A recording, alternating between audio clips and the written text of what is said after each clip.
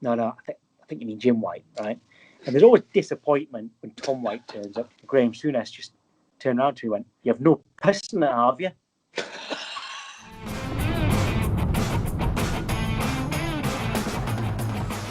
Back again for another episode of In the Spotlight, and I'm pleased to be joined by a familiar face that many people might see on your Sky Sports news screens, Tom White. Tom, how are you, mate? I'm very well, thank you. The lockdown, I'm not as badly as affected as a lot of people, so thank my lucky stars for that. And so, all in all, I'm very well, thank you. It's a bit different lockdown for you, isn't it? Because you're still working, but I can imagine now Sky Sports News is a completely different place. It's complete. I'm here now. This isn't my house, by the way. This is an edit suite. That's why it's so boring. I thought you lived in a box, mate. Yeah, I have more decorations on the wall at home than this. It's either that or it looks like prison. Yeah, it is a little bit like that, but it's good sound. That's why I've come in here. It's nicely soundproofed. I've thought it through. At work normally there'd be, as you know, so many people in here. At the moment, I think you have one person on the news desk. Production teams are normally about 12 people per team, and there's 3 teams per day. At the moment, it's I think it's 3 in the office and some working from home. Wow. So that's significant. And there's normally 9 presenters a day. There's now 2. And they don't even overlap. There's 1 in the morning and 1 I take over at, I go on at 3 until the end. And so there's just only the 2 presenters. There's normally a gallery full of people, director, DA, vision mix up, a lot of other more producers in there, technical people, sound. There's now just 1 director and there's 1 person for sound, and that's it. So it's completely different. It's very weird, but I've got to say I'm very happy to be here. Mm-hmm. I'm still working, and it's not as regularly as usual, but it's nice, a bit of normality. Is it like a new challenge for you? Does it feel like a new challenge because you are just doing it solo on your own? See, we do a lot solo anyway, in terms of presenting. Mm-hmm. I wouldn't say this is particularly challenging at all, because the challenges are when you've got some guests on set with you, and sometimes you've got to get you've always got to get the best out of them, or when you do an interview with someone, it might not be in your comfort zone. That's more challenging. This at the moment, although we are still doing interviews, they can't be live because of just because it's the gallery's different. There aren't enough people to make it live. It means that if you make a mistake, actually you can start again, which you don't. I've never been able to do in this job. So I would say it's a heck of a lot easier. I think the challenge is just trying to look at things from different angles, right? We've got this story, everybody's been talking about this story, and because there's not that much to talk about, everything's been covered, right? What other angle is there on this? How can we move this story on? So the challenge really is as a journalist, just to make something that everyone's been talking about for a while, keep it fresh. So that's tough. You know, you've obviously said that working on your own, it's a little bit different and maybe a bit easier for you, but that's a really tough job for a journalist right now in sport, to be able to advance these stories because there's so little coming out right now. Well, the story, I'll give you an example with the Newcastle takeover, right? Now, I'm a Sunderland fan, right? And I don't even cover the Northeast. I'm from the Northeast. My family are all still there. Very proud to be from the Northeast, and very proud to be a Sunderland fan. All right, but because they know I'm from the Northeast, people, viewers, and even my friends. I mean, the vast majority of my friends are Newcastle fans. I'm getting a million messages a day. What's the latest with the takeover?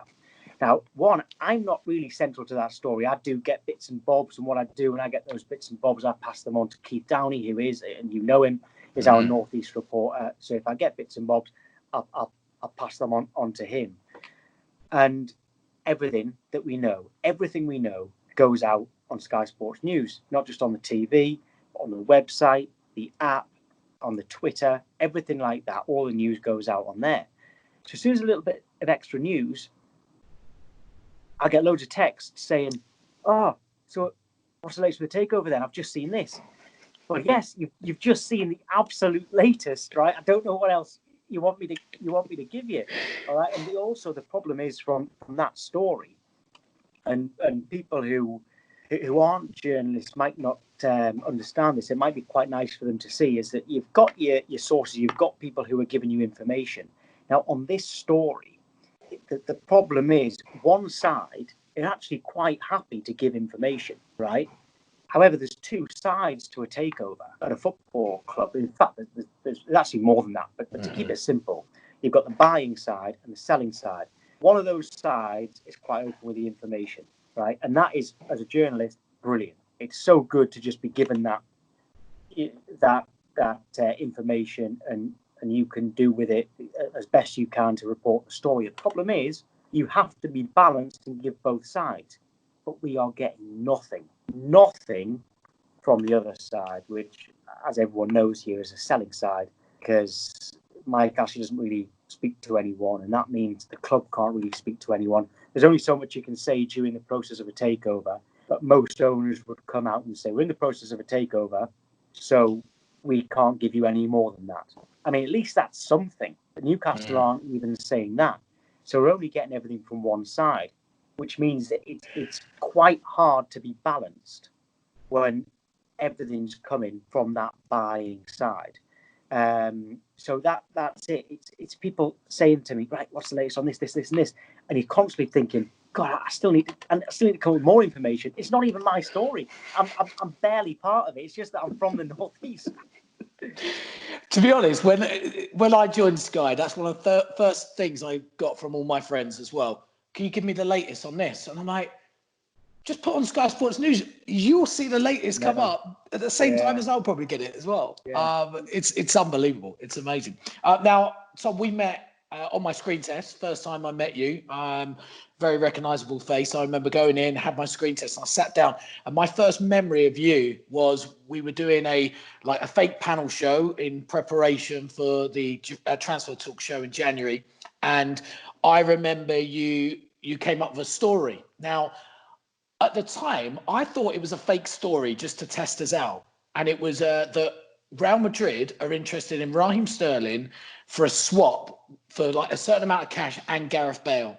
And you said, what are your thoughts on it? And I said to you, if that happens, I will strip down naked and run around the studio. And your response was... I think the girls would have liked that, James. Believe me, they would have liked that. It was warm in the studio, so that was a bit favourable. And I remember you going to your ear going, yep, news just in, that looks like that is happening like that. And I'm thinking, oh no, I stitched up on my screen test. But you were so quick, and you're so quick in your responses. And it's something I can imagine has come by experience for you. I think for a lot of people will think presenting, and especially if they think you're just reading the news, I think they see that as quite an easy, quite a cushy job. And sometimes I've had friends who've been staying with me. They've come down from wherever and been staying with me, and they've come into work, and I've kind of just shown them around, and they've gone down to the gallery where everyone is, the director, the producer, and sometimes there's about 20 people in there, a lot of voices. And with open talk back in your ear, you can hear everything, right? And that's when they kind of think, actually, it's not as easy as I thought, because there's all that noise, and it's as though he's got it on mute. Just go, any of the presenters, though he or she has got it on mute. And that's something that I think some people, when they first try to get into this and do screen tests and such like, that's something they're kind of not prepared for. I've got to say, it never particularly bothered me that much. I don't know why. There's no kind of reason to that. But certainly over time, you don't even notice it. You know that you've got to listen to everything the director says. Pretty much all of it is directed at you. And when the producer buzzes to you, that is almost all the time directed to you. And you kind of can block everything else out. And I suppose that's come over time. It was never something that I was really ever fazed me that much, but I actually don't know why. Do you know what you should do? If you ever meet somebody who says to you, your job's really, really easy, tell them, right, read a news story. And while they're reading it, some people just stand right by their ear and just start talking in their ear. Yeah. It's the most distracting thing ever. And it's so, so difficult. And people should understand that when you've got 3 people in your ear talking to you at the same time while you're trying to read something or interview somebody and listen to their responses, yet you still got, right, look at this camera, next story this, next story that. It's a challenging skill. So there you go. That's my advice, Tom. Next time somebody does that, just start talking in their ear and tell them to do it. Yeah, it's a good idea. I think it's like the way I see it, when people kind of do sort of, when people look at me, they know that I love my job, right? And to be honest, I actually just love life, to be honest.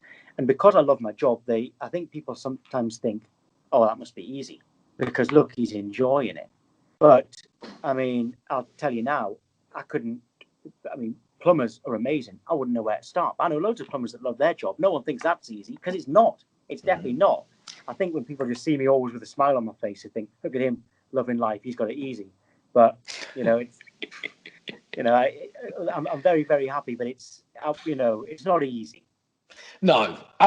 Tom, take us back to the start. So I know when you started, you were a runner at Sky Sports, right? And you worked your way up. Was it always a dream of you to be in front of the camera? Was that what you wanted to do? No, I actually wanted to be a commentator. That was what I always wanted to be, a football commentator. And I have done football commentary since, but that's actually since becoming a presenter, funnily enough. So when I started, it was a runner, which is effectively making the teas and coffees. Runners have a lot more. I think runners might have been done away with here now, actually. People have more responsibility, which I'm all for. You're making the teas and coffees, and but more important than that, you're doing the auto cue for the presenters. But some presenters, like Richard Keys, didn't want auto cue. Jeff Stelling's never had auto cue. So you're kind of just there to look after the guests and such, like a job, again, that I really enjoyed, getting paid barely anything. It was a great, it really makes you appreciate everything else that comes after that. That's how you start. It also teaches you how to, you shouldn't need to be taught this, but just how to just be nice to people, how to kind of treat people. Because when you're in that job and you are beneath everybody, some people can really take advantage of that and be quite kind of nasty and quite. I don't ever want to say that I got, that you get bullied, but it's very easy to be a bully if you are to a runner. Right? It's very easy because you're above them and such like. And I will never ever forget the people that were a bit like that to me. But more importantly, I'll always remember the ones that were nice to me, because and it meant a lot to me then, because you kind of feel like you're on your own.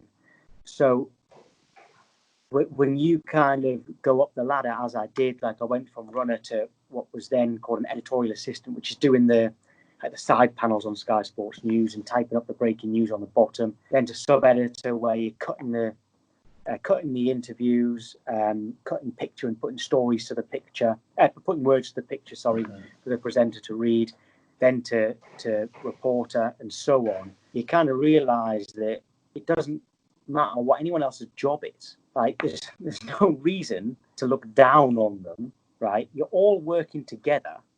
These people are actually, as a presenter, there's more reason for you to be nice to these people, because they are actually making you look good.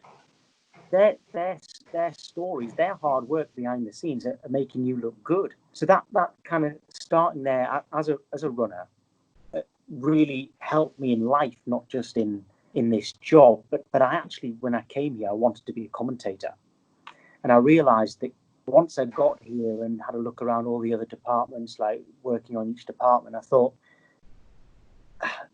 although I do want to be a commentator, this is what I'm thinking then, that's something I could do later in my career.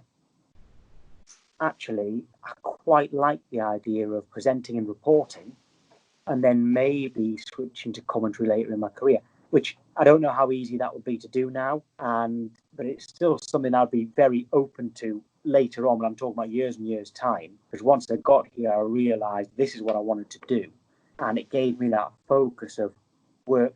This is the route I need to take. This is the ladder I need to climb. I'm at the bottom and climb up it and get to where I want to be, which is what I've managed to do. So quite early on, I decided that, but at first it was actually football commentary. When you were a runner and you were dealing with people who were, let's just say, less so kind, I won't ask you to mention any names because that doesn't really matter. But what matters is, how did you deal with that? Because I can imagine there's quite a few people who are starting at the bottom and probably have to deal with that in their workplace. Well, that's a good question, actually. The way I dealt with it is just absolutely keep quiet. Keep it. There was just, right, to me, it was an understanding of, I'm not saying this would be my advice, by the way. What I did was, I understood that I was at the very bottom.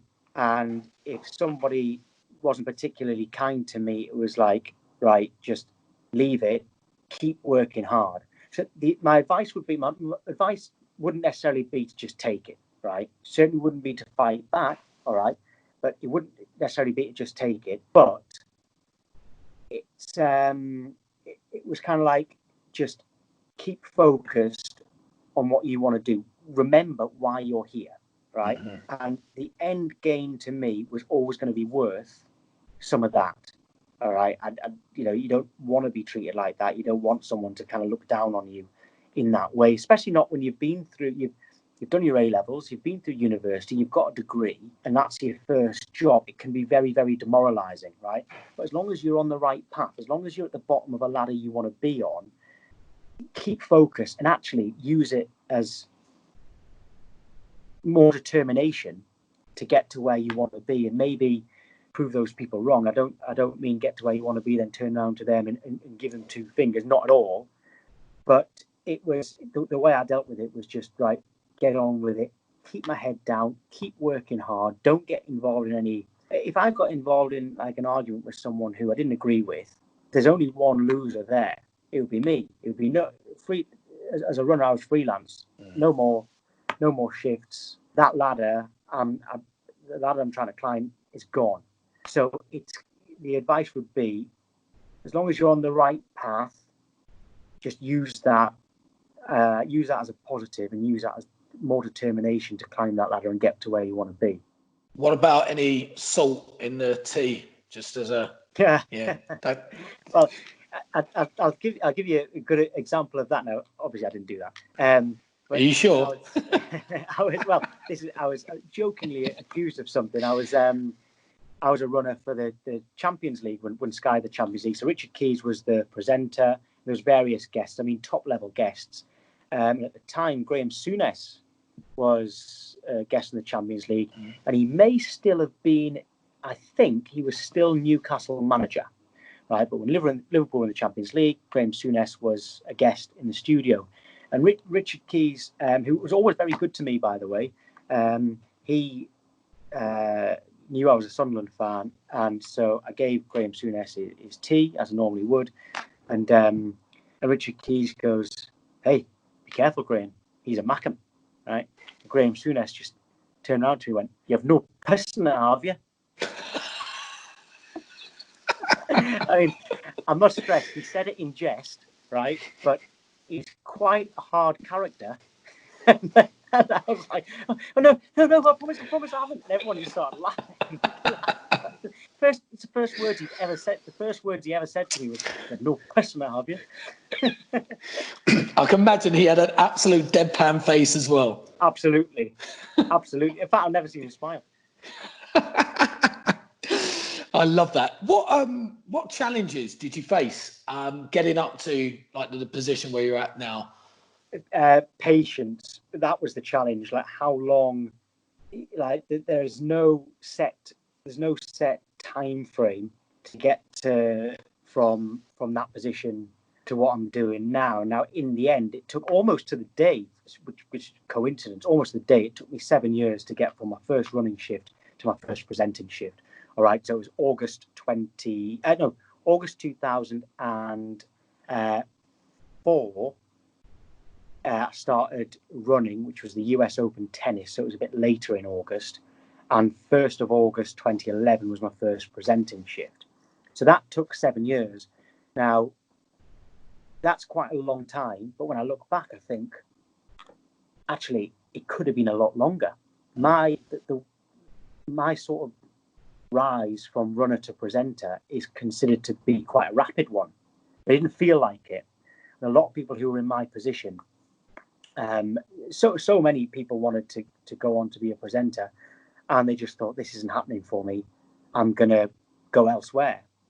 And you start thinking that as well. You start maybe looking at other careers, something maybe this isn't quite right for me, but at least I've tried.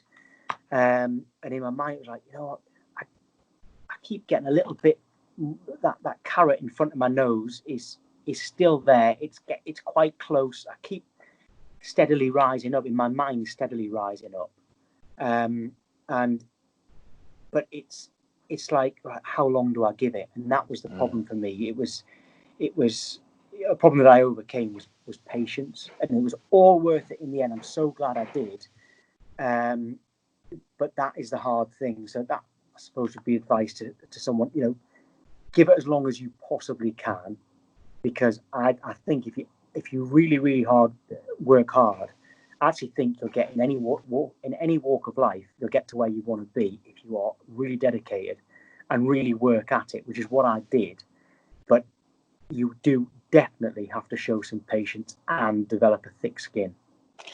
Did you have a mentor at all during that time? Did you have somebody who was looking after you or like pushing you to achieve your goals and achieve your aims? Or was it just in your own head, I'm going to just knuckle down and achieve and just wait for my time?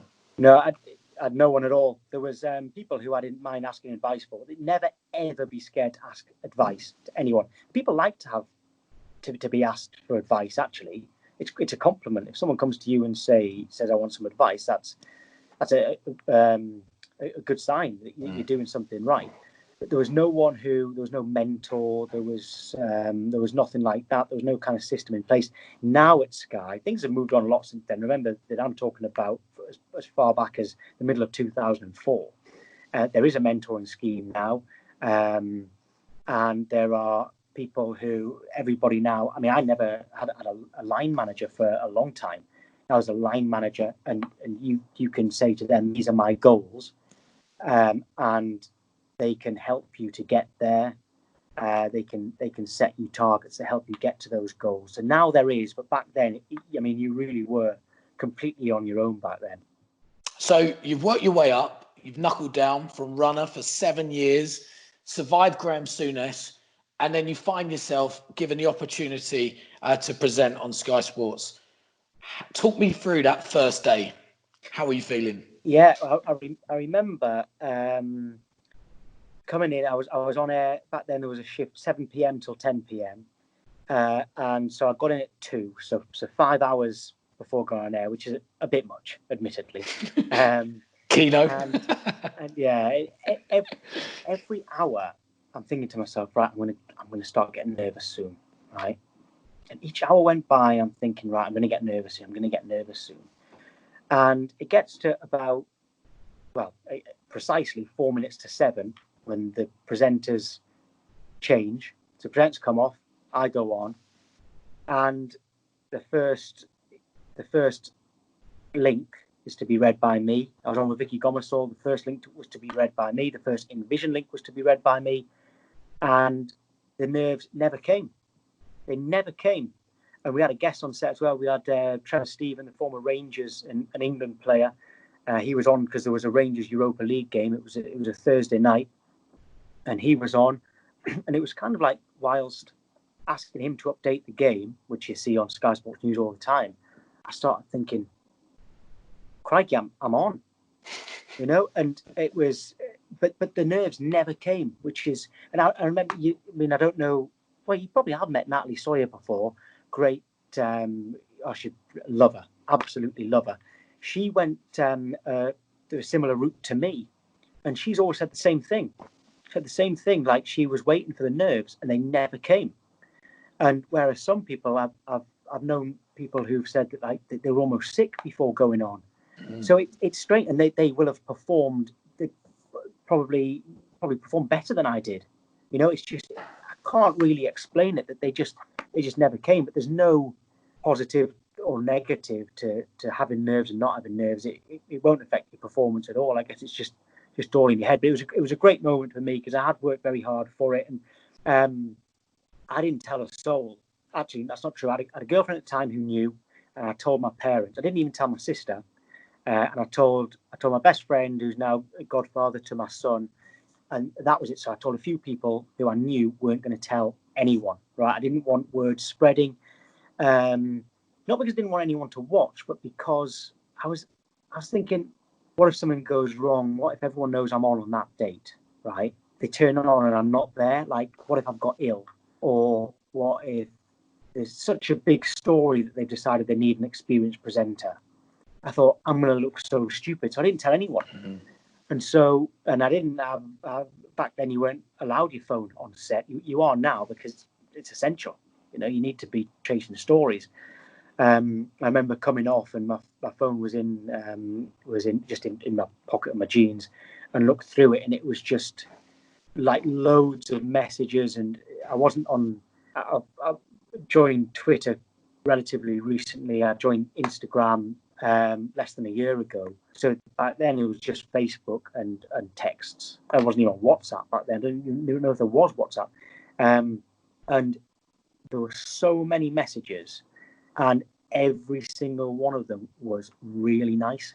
Like, there wasn't a single bad comment. There was no. I think I always thought that there might be some like jealousy, that I'd kind of stuck at something and got there, and maybe others hadn't. Everyone was so nice. I remember going home that night, and it's the only time I've ever recorded myself presenting. As a presenter, you're advised to record it and watch it back and see what you've done right and wrong. It's the only time I did it. And I got home, so I finished at 10. I was living really close then, so I was home by about 10:30. And I just watched some of it back. And it was one of those, I would say that in your life, you get like a sort of euphoric moment, a euphoric feeling. Not very many times. I mean, everyone's going to get it a couple of times, but I'd say, and probably count on one hand the amount of times I've had that in my life. And that was just amazing, because I knew how hard I'd worked. I knew how much I had been, put down. People say, oh, what do you want to do? Well, I actually want to be a broadcast journalist, a presenter on Sky Sports News. And you get people rolling their eyes like, oh yeah, join the queue. Yeah, why don't you be more realistic? Your head's in the clouds, things like that. When you finally make it, it's not to look back at them and say you were wrong. It's to look at yourself and say, you did it. You doubted yourself, but you've proved yourself wrong in those situations. You've worked so hard, and kind of looking at it, getting there and thinking, you've deserved this. And it was just a feeling that I'll never, ever forget. A feeling that I want to have a lot more times in my life, and a feeling that I just want everybody to have, because it's amazing. I love that. I mean, it's great. And I think it's a sense of your hard work to get you to that point. I'm impressed you can watch yourself back so easily. I'm somebody, I can, but I can't do it immediately. I have to give it 2 or 3 days just to fester. It's like my first show on Sky. It took me over a week actually to watch it back.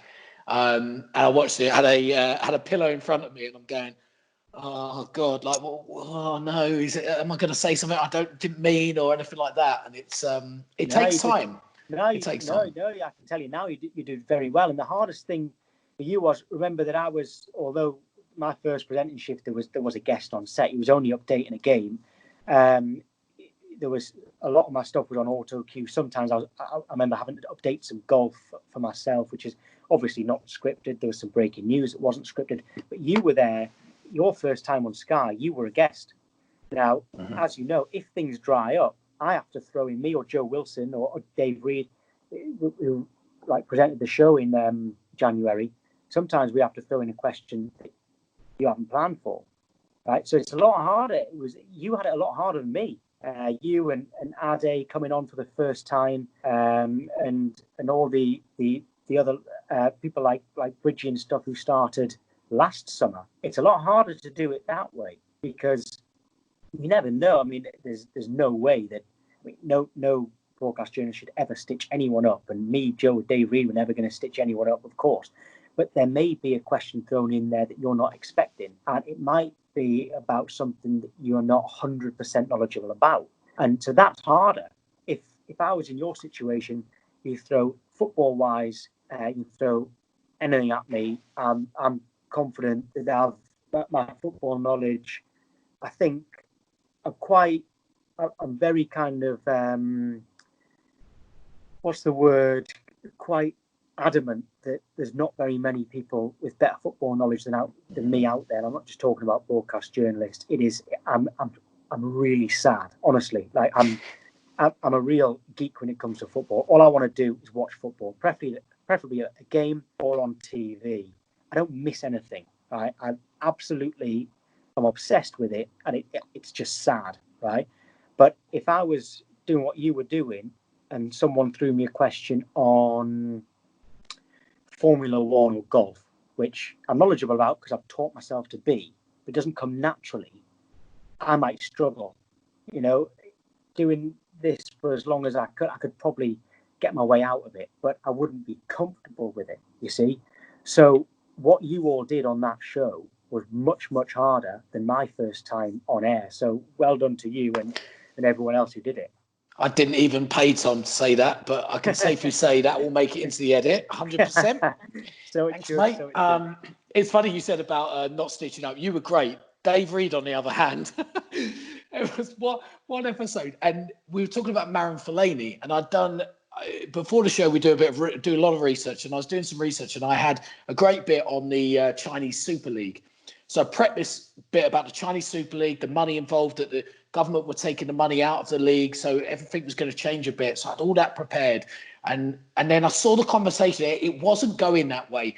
So I sat next to Dave and said, Dave, don't ask me anything about Marouane Fellaini. Just don't, because I just didn't have enough on. I know who Marouane Fellaini is. I can talk about him, but I didn't have enough that I felt would really add some spice to the mix. So comes to Dave, and Dave turns to me and goes, so James, Marouane Fellaini, do you think you should move to West Ham? And I had that awkward 2-second stare where I'm like, oh. And I had to come up with something about Marouane Fellaini. It was, but it was one of the moments I was like, oh God. I think because remember that show was the first time that Dave had presented. He'd stepped into presenting, so I guess he had a lot on his mind as well. And he heard you mention Marouane Fellaini and probably just thought, "Oh, Marouane Fellaini. Oh yeah, that's James. Oh no, too late now."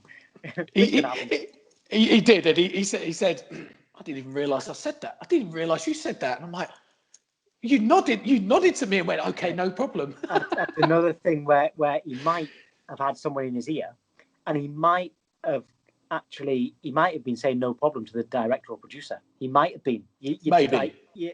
Stop giving him excuses, all right? Yeah, he stitched me up. No, he didn't. He's a. I'm always on the side of people like you and Ade doing it for the first time, then Dave doing that for the first time. I'm always, as you know, on your side. So I'm trying to, as a journalist, see both sides. Yeah, you sit on the fence, Tom. All right, you sit on that fence. Right? Right, back to your moment. So you established yourself doing a fantastic job there.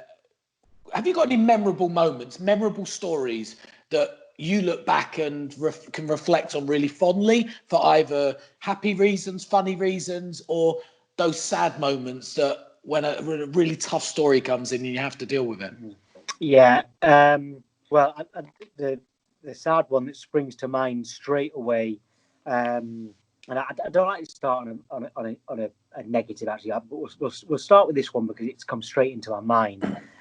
You will remember a young boy called Bradley Lowery, who was suffering from neuroblastoma, a rare form of cancer in kids.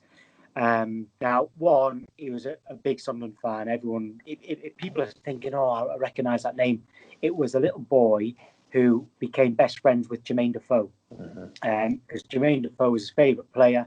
He was a Sunderland fan, and Jermaine Defoe used to go and like sit in his hospital bed with him, which was, I mean, it was lovely. That he was terminally ill. He was. Sunderland tried to raise a certain amount of money for him to get an operation, and just blew it out the water within a few seconds. And then Everton came in. Everton and Sunderland have always gone well. Everton and Sunderland fans are actually quite similar. Everton came in and donated pretty much the full amount themselves. And it was so lovely, but we knew there was going to be a sad end to it, you know. And so, one, there's going to be a sad end to it. Two, like me, Sunderland fan, and I knew a lot of people who knew him and his family, or know a lot of people who knew him and his family, and also add to the fact that my son had only been born a few months earlier, so I've kind of got that in my mind where now it's quite real. That is, I could be in their parents' situation, and this is horrible. And then add to the fact that when he died, I was on air, which and I had seen the news before anyone else. All right, when you're presenting, you're not just waiting for someone to say things in your ear. I mean, this isn't a story you chase, obviously, but you are kind of chasing stories and looking for it. And I had seen from someone I know had put something on. I think they messaged me or messaged a group that I was in to say, you know, sadly, you know, Bradley has died. And so just all I did was go on to Facebook at the Bradley Lowry's parents had set up like a page for him, and there was there, like, I mean, you know, seconds ago, like a long, don't call it a statement, but a long thing explaining that Bradley had was now with the Angels, and it was a long. I read the whole thing out because it was worth it, and it even said in Sunderland, like Durham, we don't say mummy and daddy, it's mammy and daddy, and it even said, you know, your mummy and daddy very proud of you. And I remember I didn't cry. I thought I'd really held it in nicely, and suddenly there was a lot of people messaging me on my at work. You have like an instant messaging service, as you know, called Topline on the iNews. Loads of people messaging me, told me, you all right? Do you need to come off? So it obviously gone in my voice. My girlfriend at the time, who's my son's mum, she had said we must have tweeted it out, and that me reading out the statement, and she tried to call me, thinking I might have been off air by then, but texted me saying how like she just burst into tears because someone had sent her me the clip that out. And she said that she could hear that my voice was going, because she obviously knew me well enough. And it was horrible because of, mainly for Bradley, obviously, who lost his life. His family, just, God, like, I can't imagine what, I never ever want to know what they were going through. But obviously also the pain of thinking I could be going through that. And it was just, it was horrible, really, really horrible. And I was on when Chick Tiote died, actually, as well. And I was on with Pete Graves, who's a Newcastle fan who knew Chick Tiote. So he was in that situation, a really horrible situation. I was on when Fabrice Muamba had his heart attack, yeah. Cardiac arrest, playing for Bolton against Tottenham. But that Bradley Lowry one really stands out because, I mean, it's part of your job, but God, but it's real life. You know, sport is an escape from real life. That was just, it was awful. I'll never ever forget it. I never want to have to do it again, not for my own selfish reasons, but because it's just horrible to think that people were going through that. And I've got to say, his parents are absolutely amazing, because those last few months of his life, and they tried so hard to extend his life as much as possible. Everything he wanted to do, they found a way to do it. Right? They even found a way of getting him to be best friends with Jermaine Defoe. You know, he was at Sunderland games, meeting the players. He was on the pitch. He was going to away games when he was well enough. Everything he wanted to do. I think there were certain places that he wanted to visit. It might have taken him. It might have been Disneyland. There was somewhere he really wanted to go. They took him there, and that was so like the really nice part of the story. Problem was, it was terminal, and this was going to happen, and it was horrible. Absolutely, absolutely awful. So that one really, really stands out, and always will until the day I die. I think any story like that as well, you know, when you're presenting on air, I think as a viewer, you look at it and go, it's okay that they're showing emotion because you're watching it at home feeling emotional. One springs to mind with me is Kobe Bryant recently. You know, I'm a huge basketball fan, and Kobe Bryant was the reason really why I fell in love with the sport, and I'm a Lakers fan. And it hit me really hard. And watching you guys during that period, I think you were on as well. I'm sure you were at some point. And I was on the next morning. The next morning it was. That's right. And I'm watching it going. I remember looking at my girlfriend going, I don't know if I could do that. I genuinely didn't know whether, if I was in your shoes at that point, reading that story out, whether I would be able to hold it together because the emotions go through. But there is nothing wrong with that. The thing is, though, there is nothing wrong with that. You think, right, I've got to be professional here, but you're not being unprofessional by your emotions taking absolutely control. I mean, yes, I held it together, but I remember when Graham Taylor died and Adam Leventhal knew him. Adam Leventhal teared up, and it's completely understandable. You know, you're not robots. Yes, you're there to give the news, but you know, you don't.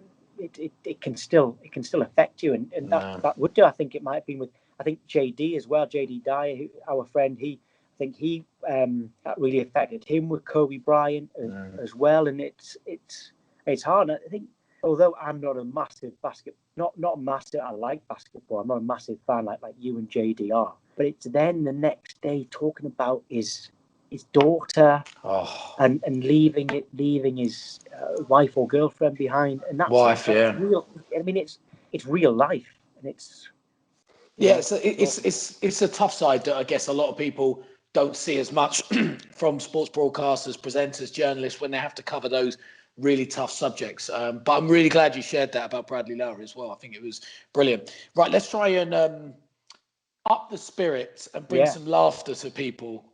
You must have had plenty of laughs in your time presenting. Certainly every single time I've been on air with you, you're laughing about something or other, whether it's something someone's tweeting or someone's dress sense or whatever it might be. Have you got any ones that really spring out to your mind, whether it's a funny interview or have you had a bit of a car crash moment where you've had a bit of a mistake yourself? Well, the best one, and people, my friends particularly tend to love this story, right? So I'll give you this one. If I'm ever kind of hosting an event, like a charity event and stuff, I tend to tell this because it's, I mean, I'm the butt of the joke here, but I don't take myself too seriously. No, that's fine. Obviously, it starts with the fact that my surname is Tom White, and obviously there's Jim White. And sometimes when people hear, oh, Tom White's coming to this event, he's hosting this event and such like, I know people are like, no, I think you mean Jim White, right? And there's always disappointment when Tom White turns up because Jim White is significantly bigger name than Tom White, understandably. Great man. And so that kind of thing happens to me, right? But it's not the most embarrassing thing to happen to me, okay? And it's Sky related. It's not actually at Sky. And my phone rings. It must have been early November, and it would have been, the year doesn't matter, but the time of year does, right? So early November, my phone rings. So, it's such and such here. I'm from the Sunningdale council or what have you. I'm like, okay, yeah. How can I help? So, it's so you're Tom White, aren't you? I said, yeah. Yes, I am. I still think what's she going to ask me? She goes, oh well, I'm actually in charge of turning on the Christmas lights in Sunningdale this year at the end of November. And I'm going, oh yeah, all right, okay. She's like, yeah, and you're a presenter, aren't you? Yeah. Keep talking. She's on Sky Sports News. Yeah. You've got the right person, right? I'm thinking, right. Don't know if you know Sunningdale. Sunningdale is it's next to Ascot. It's a very affluent area. I'm thinking, It's lovely. Tell you what, could even get paid a bit for this, and just switch on some Christmas lights. I'm thinking to myself, God, I've made it here. Stay calm, stay cool, all right, stay cool. So we're looking for a celebrity. So I've never been described as before, rightly so. Looking for a celebrity to switch on the Sunningdale Christmas lights. Like, oh yeah. Is this the same time as you set up your Instagram account as well? Yeah, getting a bit cocky now. And she goes, so because you work for Sky Sports News, is there any chance that you could give me Kirsty Gallagher's number? So I did, and she switched on the Christmas lights, and I went and watched.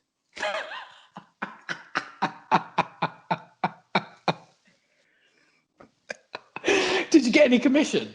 I got absolutely nothing. I went and watched her switch on the Christmas lights, and the person who normally does it was Bruce Forsyth, but he wasn't very well that year, so Kirsty was stepping in for him. So had I known that whoever was stepping in was going to be stepping in for Bruce Forsyth, alarm bells might have started ringing a little bit earlier. But there you go. And Kirsty, I didn't tell Kirsty until afterwards that story, and she also absolutely loves it. Me and Kirsty get on great, and she actually, in fairness, at the time lived there, so it made a lot more sense. But it was really built up that I was going to be doing it and getting paid quite handsomely. They picked her up in a Bentley. They picked her up in a Bentley and dropped her off in a Bentley, right? To turn on Christmas lights. Yeah, her and her mate. So that's the kind of thing we were looking at, but it wasn't me. It wasn't me they were wanting. Oh, mate. I hope you didn't tell many people. Hope you didn't while you're on the phone going, well, I'll just message my mates, go, oh, guess what? Yeah, Big time. Oh, God.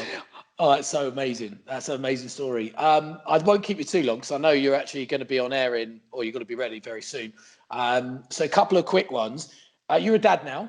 Yeah. So what kind of dad are you? I am, in the Northeast, you say soft as clarts, right? Clarts is mud, right? Mud isn't very hard, okay? I am so soft.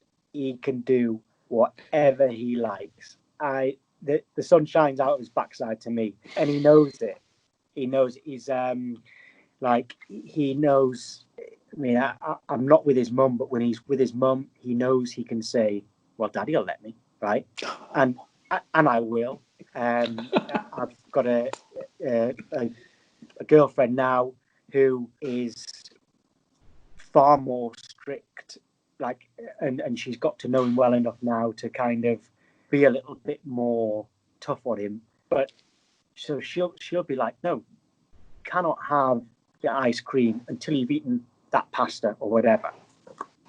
And he'll just look at me and smile because he knows because he knows he's going to get the ice cream anyway. Honestly, I'm as soft as they can. I just I don't know what it is, but like and this is coming from someone who I never ever wanted kids. I never wanted them.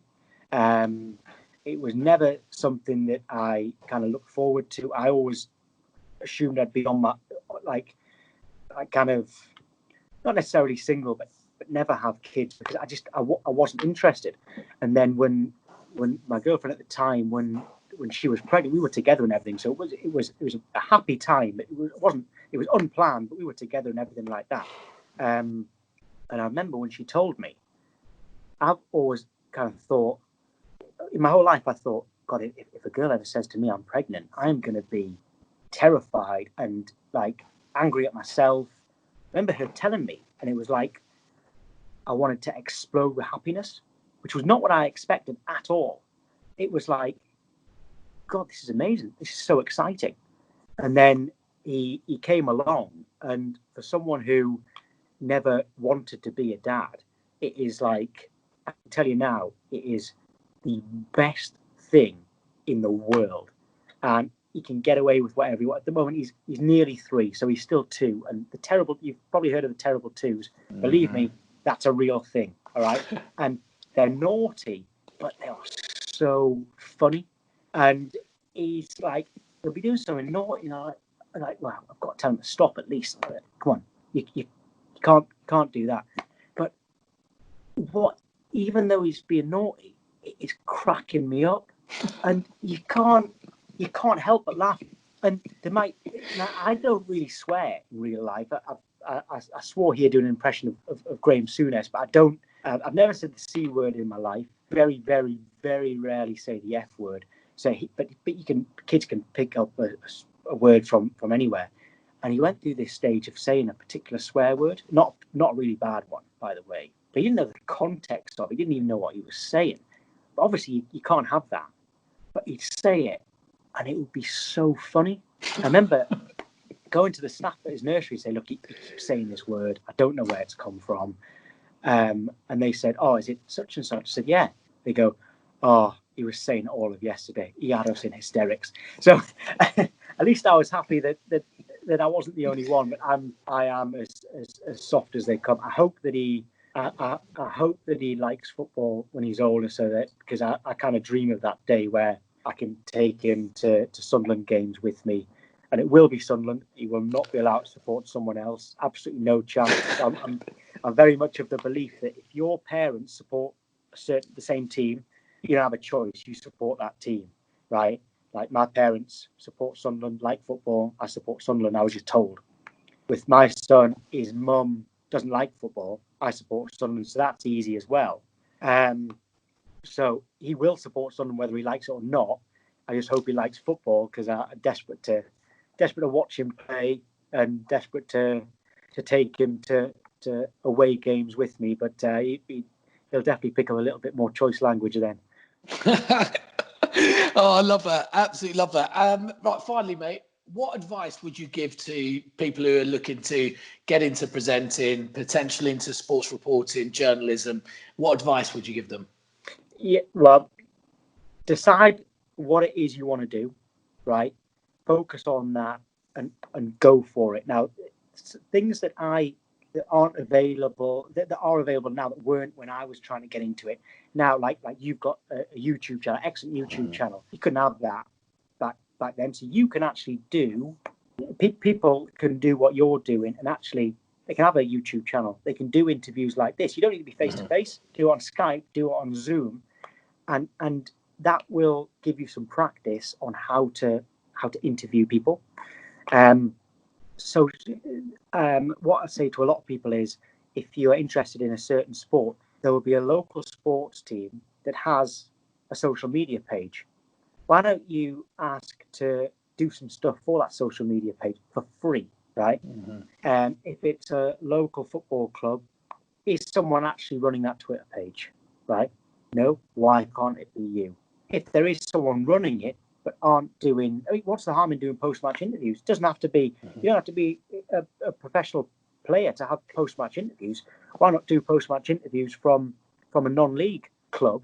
Interview the man of the match, interview the manager, interview anyone who wants to be interviewed. You can actually go out and do that. These opportunities were sort of available for me, but it would have been to just try and do them into a local newspaper. But there might have been a stack of people all doing that for one paper. There's loads of different clubs, and they've all got social media accounts. You can actually go and do that, and like I say, you can do what you do with your YouTube channel, and it's just getting that practice. I'm not saying you do that to kind of get noticed. It means that when you do actually start going for jobs, you can say, look at the work I've done this work. I've got some proof here. You don't even need to bring in a tape like I would have had to do, or a DVD. It's like, click on this link and you'll see me doing this. And that's what it just get involved. Just get involved in anything, right? Don't ask for pay. The money will come.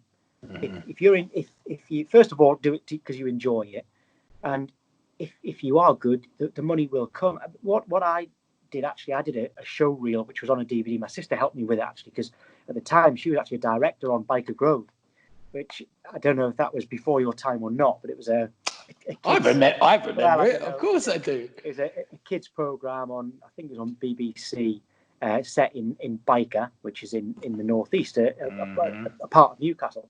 She was a director on that, so she kind of knew what to do. She got someone to she loaned a camera, got someone to edit and stuff. And it was just amazing. By just through someone my dad knew, they knew Sir Bobby Robson's wife, right, Lady Elsie, and so they had got in touch with Elsie and said, "Oh, will Sir Bobby do an interview with this boy? He's just trying to do something for a show reel." And Elsie just goes, "Oh yeah, he's got something at a library in Newcastle on whatever night. Yeah, he'll do it. So just turn up." So, and he was Newcastle manager at the time. Remember, this is Sir Bobby Robson, an England manager that got us to the semi-final of a World Cup. A penalty shootout away from a final, which would have been against Argentina. The first World Cup, the World Cup that got me into football. Me too, mate. Me too. Yeah, Italia 90. Italia 90. So I turn up, and I'm not even, at the time I was a runner at Sky at the time, and I turn up and I'm there, and I'm thinking this is all agreed. This is amazing. So I'm there with my microphone, and my sister's there with the camera and such like. And he walks into this library with his wife, and he goes, "Oh, what's all this? Why is there a camera there?" And Elsie turned around to him and said, "Now, this little boy knows such and such, right?" And I'm still this little boy, to be honest, this little boy, he's got such and such, and he just wants to do an interview with you, and you'll just do it. Right, honestly.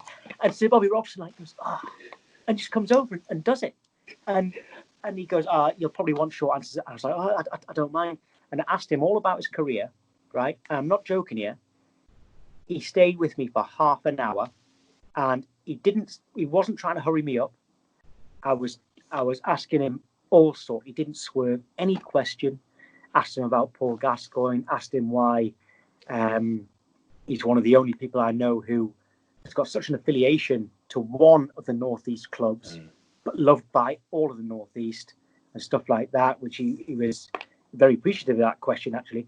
And at the end of it, I said, "Oh, we've got a present for you." And he was like, "Oh, no, don't worry, I've got enough wine." I said, "Oh, no, it's not wine. My mum had baked him some flapjacks."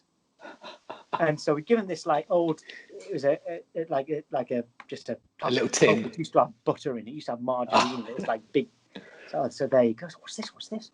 And he opens it, and straight away each one's absolutely loved them, which my mum was obviously delighted. My mum boasts about how Sir Bobby Robson loved her flapjack, and she's sitting there, and Elsie's kind of like, "No more." Brilliant. Well, so that's the kind of thing that that was a real stroke of luck for me, and to put on a show reel, which my sister then put on DVD, and that was a really nice story about something that I could then show to prospective employers.